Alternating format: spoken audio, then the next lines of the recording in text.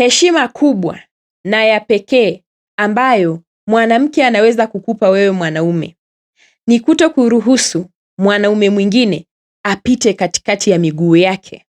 Ni kutokuruhusu mwanaume mwingine achezee utu wake wa ndani. Ni kutokuvua nguo zake mbele ya mwanaume mwingine. Lakini kama mwanamke wako aliwahi kupata ujasiri wa kuvua nguo zake mbele ya mwanaume mwingine, akamwacha huyo mwanaume mwingine aingie katikati ya miguu yake na achezee utu wake wa ndani, heshima haipo tena. Sijui unanielewa? Hakuna heshima hapo. Mwanamke yeyote anayejitambua na anayejiheshimu anajua kwamba ili heshima yangu ivunjike mpaka kiwango cha mwisho, ili nimvunjie mume wangu heshima mpaka kiwango cha mwisho, ni pale nitakaporuhusu mwanaume mwingine aingie katikati ya miguu yangu. Ni pale nitakaporuhusu mwanaume mwingine achezee utu wangu wa ndani. Mwanamke yeyote anatambua hilo. Lakini kama mwanamke wako alipata ujasiri wa kuruhusu hilo litokee, amekuvunjia heshima mpaka kiwango cha mwisho. Hakuna heshima ambayo imebaki kwako tena. Ndiyo maana ujasiri huo alikuwa nao. Ujasiri wa kunyanyuka na kwenda kuvua nguo zake mbele ya mwanaume mwingine, akaruhusu yule mwanaume aingie katikati ya miguu yake na achezee utu wake wa ndani. Maana yake heshima haiko tena. Heshima haipo tena. Utu wa ndani wa mwanamke ni siri. Ni siri ya mwanaume anayemmiliki, ambaye mwanaume huyo anatakiwa kuwa mmoja. Lakini hiyo siri kila mtu akishaanza kuifahamu, hiyo sio siri tena. Huo sio utu wa ndani tena, huo ni utu wa nje. Ndio maana mwanamke anaruhusu kila mtu auone. Kwa nini viungo vingine vyote vinaonekana kwa nje lakini kile kimefichwa? Kwa nini sisi wanawake kiungo chetu kinafichwa, kinakuwa siri kuliko cha wanaume? Kwa sababu kinatakiwa kuheshimika. Kwa sababu kinatakiwa kuonekana na mtu mmoja tu. Kwa sababu haitakiwi kila mtu akione. Sijui kama unanielewa. Kitendo cha mwanaume kwenda kutembea na mwanamke mwingine tofauti na mwanamke wake ni sawa na mwanaume kwenda kunawa mikono kwenye bakuli hili, akaenda kunawa kwenye bakuli hili, akaenda kunawa kwenye bakuli lile. Lakini kitendo cha wewe mwanamke kuruhusu wanaume wengine waijue siri yako ni sawa na wanaume wengi kunawa kwenye bakuli moja, wote wanaingiza mikono mle. Kaa chini upate picha. Nani anayedhalilika zaidi kati ya mwanaume na mwanamke? Sijasema kwamba natetea wanaume kuwa wasaliti, na wanaume mnielewe kwamba hata nyinyi hamna haki ya kwenda kunawa kwenye kila bakuli, lakini najaribu kuweka mfano ili uone uzito wa usaliti wa mwanamke, ili hata wewe mwanamke ukae chini utambue kwamba usaliti wako una uzito. Sijui kama unanielewa. Sijui kama unanielewa. Gari huwa haichoki ikipita kwenye barabara nyingi, lakini barabara huwa inachakaa ikipitiwa na magari mengi. Ndio utaona barabara inakuwa na mashimo, barabara inaharibika, barabara inachimbuka. Sijui kama unanielewa. Gari halina hasara yoyote. Mwanamke yeyote unayenisikiliza hapa, linda utu wako wa ndani. Usije ukaenda kulala na mwanaume mwingine kwa ajili ya kumkomoa mume wako. Unajidhalilisha wewe mwenyewe.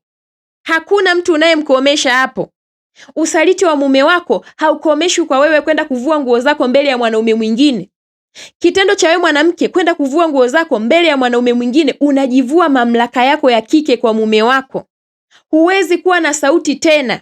Huwezi kumrekebisha mumeo tena. Huwezi kuongea na mumeo tena akakusikiliza, na heshima ya mumeo kwako inaisha kuanzia hapo. Ndoa ikishaingia usaliti, hasa usaliti wa mke, sio ndoa tena. Mwanaume atabadilika kuanzia hapo. Atajikaza kujifanya amekusamehe, lakini hawezi. Never. Sijui kama unanielewa. Usaliti wako wewe mwanamke ni usaliti mbaya sana.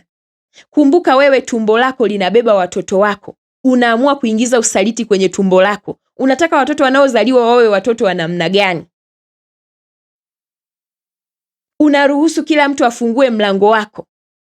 Unaruhusu kila mtu aingize vitu vyake mle ndani. Unaruhusu kupokea kila wageni. Vipi kuhusu nyumba yako? Hicho ni kiwanda chako ambacho unatoa watoto wako. Watazaliwa watoto wa namna gani kama tumbo lako limejaa usaliti?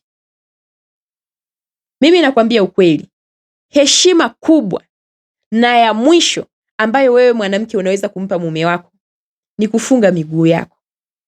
Ni kutokuruhusu mwanaume mwingine apite katikati ya miguu yako. Ni kutokuruhusu mwanaume mwingine achezee utu wako wa ndani. Yaani utu wako wa ndani ndio heshima ya pekee ambayo wewe mwanamke umebaki nayo. Na hiyo ukiamua kuiacha, wewe heshima hakuna tena. Hakuna atakaye kuheshimu tena. Kuanzia huyo mwanaume ambaye alifanikiwa kuingia katikati ya miguu yako mpaka watu watakaosikia stori zako, heshima itaishia hapo. Mwanamke, jitambue, usipende mashindano. Wewe ndio unayepoteza. Mwanaume hata anawe bakuli hili, anawe bakuli lile, anawe bakuli lile, anatoka yuko vizuri. Shida ni wewe utakayeruhusu kila mtu anawe kwenye bakuli moja, kila mtu anawe kwenye bakuli moja. Pata picha, maji huwa yanachafuka kiasi gani watu wengi wakinawa kwenye bakuli moja. Lakini mtu akinawa bakuli hii, akienda bakuli hii, akienda bakuli hii ni tofauti. Jilinde, usishindane na mwanaume. Lakini pia sijasema kwamba mwanaume ana haki ya kufanya usaliti. Hapo naomba tuelewane. Na mwanaume pia hana haki ya kufanya usaliti. Kwa hiyo kwenye maisha ya ndoa wote mpeane heshima. Mwanaume akupe heshima na wewe mwanamke toa heshima. Lakini kumbuka, wewe mwanamke ni mlezi. Hata kama mwanaume wako anaweza akafanya kosa, kaa kama mlezi umtengeneze mume wako. Huwezi kumtengeneza mume wako kama na wewe unafanya kosa lile lile alilolifanya yeye. Na kaa ukijua kwamba kosa ni hili moja, wote mnafanya kosa moja, lakini hasara ni tofauti kati yenu nyinyi wawili. Hasara hazifanani. Kwa hiyo wewe kaa, linganisha usaliti wako na wa mwanaume, uone kama uko sawa, lakini hauko sawa kabisa. Wewe ndio unayedhalilika. Wewe ndio unayejiharibia. Wewe ndio ambaye heshima yako inashuka mpaka mwisho. Sijui kama unanielewa. Kaa kwenye nafasi yako kama mwanamke. Kumbuka wewe ni mlezi. Kumbuka unapokubali kuingia kwenye jukumu la ndoa, unakubali kwenda kuwa mlezi, na mtu wa kwanza kwenda kumlea ni mume wako. Ndio maana unamfulia, ndio maana unampikia, ndio maana unamtengea maji ya kuoga, ndio maana unamfanyia kila kitu. Kwa hiyo hata kama mume wako atakuwa na tabia fulani ambazo sio nzuri, wewe kama mlezi itatakiwa uwajibike kupambana ili umbadilishe mume wako kama ikiwezekana, kama itakuwa iko ndani ya uwezo wako. Na ukishindwa, kuna namna nyingine tofauti za kufanya, lakini sio wewe kwenda kulala na mwanaume mwingine. Hakutoleta suluhu lolote kwenye ndoa yako. Uliza watu ambao walisaliti ndoa zao, maisha baada ya usaliti yapoje? Maisha sio yale tena. Mume sio yule tena. Baba wa familia sio yule tena. Mwanaume amebadilika. Heshima haiko tena. Huruma haiko tena. Utu hauko tena. Mwanaume atajitahidi sana kuchukulia hayo mazingira, lakini akikumbuka kwamba mke wake kachezewa na mwanaume mwingine. Labda uolewe na mwanaume mwingine, lakini sio huyo. Utegemee heshima kwa mwanaume uliyemsaliti? Nakwambia sahau. Sahau. Kwa sababu wewe unavyofundishwa sana unapoenda kuolewa, ulifikiri wanakufundisha kwa ajili gani? Ifike mahali wanawake turudi kwenye misingi yetu. Tuache kujilinganisha. Mimi sijasema kwamba wanaume wana haki ya kusaliti, lakini inabidi wewe utambue kwamba mimi ninapoenda kuolewa, mimi ni mlezi. Naenda kulea familia. Familia ni pamoja na mume wako. Hata kama mume wako ana mapungufu, kaa chini ujue namna ya kuyatatua, lakini huwezi kutatua mapungufu kwa wewe kuamua kushindana. Wewe kushindana na mumeo ni sawa na wewe kushindana na watoto wako. Kwa hiyo unachokifanya ni sawa na wewe kukosa akili. Yaani wewe hapo ukianza kufanya vitu vya kushindana na mume wako, ujue tu wewe umekosa akili na hautoshinda hayo mashindano. Utapoteza, utaumia, na kibaya zaidi utakuja kuishi ukiwa na majuto. Utajutia vibaya mno kwa hicho unachokifanya. Wewe leo kaa jiambie kabisa, mimi mwanaume akinichiti nitamfundisha kuchiti bila kukamatwa. Hakuna kitu kama hicho. Sijui kama unanielewa. Hakuna kitu kama hicho. Nyie jitieni moyo tu. Mwanaume ana sensi usaliti haraka sana kuliko unavyofikiria. Mwanaume hategemei kukukamata wewe na usaliti kama wewe unavyotegemea kumkamata yeye. Wewe unategemea kirudi kazini umnuse kama ananukia perfume, kague mashati yake, sijui upeleleze simu, lakini mwanaume hayuko hivyo. Mwanaume akikuangalia tu machoni tu anajua mke wangu usaliti umeanza kuingia. Kwa hiyo kaa ukijua tu utakamatwa tu. Na mume wako awe amesaliti, hajasaliti, wewe mwanamke ukisaliti, hiyo kesi ni yako peke yako. Wewe ndio umesaliti ndoa yako. Kosa la mumeo halitojadiliwa. Hata wazazi wako tu leo hii wakapelekewa kesi kwamba mume wako alikusaliti na wewe ukaenda kulipiza, utaonekana wewe ni useless. Na sio utaonekana, kweli wewe ni useless. Sijui kama unanielewa. Mwanamke, ndoa sio uwanja wa mashindano. Kwenye ndoa hamkutani watu wakamilifu, mnakutana watu wenye madhaifu.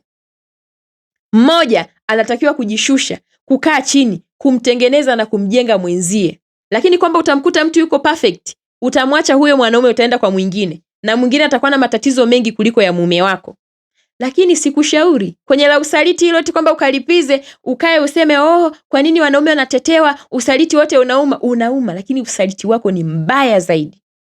Wewe unabeba watoto kwenye tumbo lako. Tumbo lako unaamua kulitia dosari ya usaliti. Utazaa watoto wa namna gani? Mabinti utakaowazaa kwenye tumbo lako na wao watakuja kuwa wasaliti kwenye ndoa zao. Wao wenyewe watakuja kurithi hiyo laana yako ya usaliti. Kwa nini sisi wanawake thamani yetu iko kwenye sehemu za siri? Kaa chini ufikirie. Mwanamke hata ingekueje, lakini thamani yako inakuja tu pale watu wanapojua kwamba huyu ni mtu anayejiheshimu. Lakini stori zako za sehemu za siri zikitapakaa huko, wewe ni takataka. Wanaume wote wanakuona kama uchafu. Wanaume wote wanakuona kama takataka. Wanaume wote wanakudharau. Wanaume wote wanakushusha.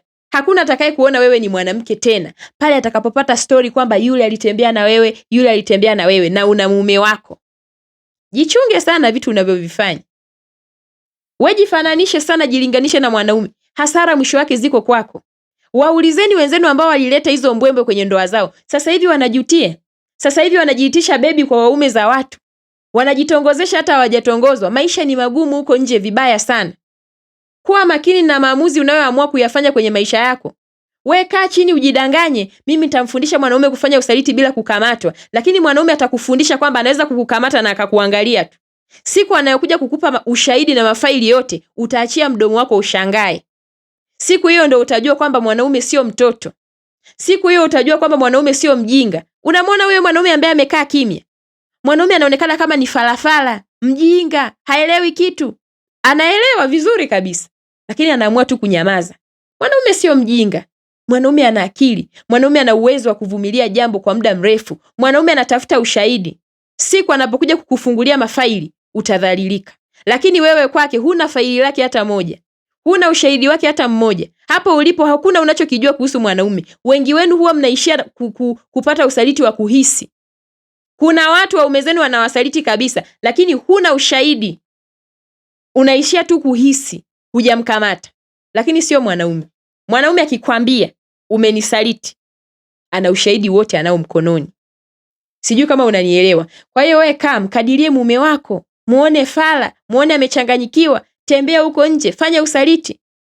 Habari zinamfikia. Anaelewa, anajua, message anazo, picha anazo, mnazotumiana na huyo mtu, kila kitu anacho. Itafika tu muda ataamua kukulipua. Sasa hivi anaamua kukupumzisha tu kwamba anajipanga. Mwanaume huwa haachi ndoa yake kwa kukurupuka. Anajipanga, haijalishi umefanya kitu gani. Anajipanga kwamba anapotoka kwenye ndoa awe amemove on mazima. Sijui kama unanielewa. Mimi nitakwambia tu mwanamke, heshima ya mwisho ambayo wewe unaweza kumpa mume wako ni kulinda uchu wako wa ndani. Basi, yani hiyo ndio heshima ya mwisho. Ukishavunja hiyo, usije ukaomba mwanaume akuheshimu, usije ukasema mwanaume abadilike, usije ukamwambia mwanaume turudi kama zamani, usije ukamwambia haya yaishe, usije ukamwambia yale yalipita au yale yalienda na maji. Hakuna chochote kitakachopita, hakuna chochote kitakachoenda na maji, hakuna chochote kitakachosahaulika. Mwanaume wako kamwe hawezi kusahau hilo tukio. Nikwambie tu kweli, wewe mwanamke, moyo wako una nafasi ya kusamehe na kuendelea na maisha kama kawaida, lakini sio mwanaume. Sijui kama unanielewa, sio mwanaume. Huna chochote cha kufanya mbele ya mwanaume kikamfanya arejee kwenye hali yake ya kawaida kama zamani. hutokuwa na chochote cha kujitetea machoni pake. Mwanamke, wewe jifanye una hasira sana, jifanye unapenda mashindano, jifanye unajua kulipiza, lakini hiyo heshima unayoitoa hiyo ndio ya mwisho ambayo ilibaki. Hiyo ndio ilikuwa tiketi yako ya mwisho ambayo ilikuwa inaendelea kukushikia wewe heshima kwa mwanaume. Na hiyo tiketi ukishaipoteza, hapo ndio utakapomjua mwanaume vizuri. Mwanaume atavua vizuri kinyago chake umfahamu. Watu wengi sana ambao walisaliti ndoa zao na labda wanaume wakawasamee, maisha yao sio mazuri. Wanatamani hata kuomba talaka leo kesho waondoke. Namna wanavyotritiwa ni kama tambara la deki. Heshima hakuna tena. Mwanamke, heshima ya wewe kulinda utu wako wa ndani ni heshima ambayo unaweza kumpa mwanaume, lakini ni heshima inayokulinda wewe pia. Ukiivunja hiyo, hata wewe usije ukatarajia kuheshimika na mume wako. Sahau kupata kitu kinaitwa heshima kutoka kwa mwanaume wako. Sahau kupata mema kutoka kwa mume wako. Sahau mwanaume kukuonea huruma wewe. Sahau mwanaume kuwa na utu kwako wewe. Hata ungehubiri ufike wapi, ndoa hiyo inakuwa imeshaharibika. Hilo doa halifutiki hata ungefanya nini. Doa la usaliti wako wewe mwanamke lina alama kubwa sana isiyotoka. Alama yake haitoisha milele. Lakini usaliti wa mwanaume huwaga unasahaulika. Wewe kaa chini uangalie vizuri utanielewa. Kaa chini ufikirie vizuri utanielewa. Pengine hata wewe hapa ulipo, baba yako alikuzaa na mama yako kwa kuibia. Mama yako hakuwa mke kwa baba yako. Sijui kama unanielewa, lakini ile swala limesahaulika. Vipi kuhusu wewe mwanamke? Utasahaulikeje kwamba wewe uliisaliti ndoa yako, kwamba wewe labda ulizaa nje, kwamba wewe ulifanya kitu fulani kikubwa? Mwanamke, jilinde. Jilinde. Hiyo ni heshima ya pekee ambayo unaweza kumpa mumeo, na pia ni heshima ambayo inaweza kukulindia wewe heshima yako kwa mumeo. Ikipotea hiyo, usije ukatafuta heshima kwa mwanaume, hutoipata kamwe.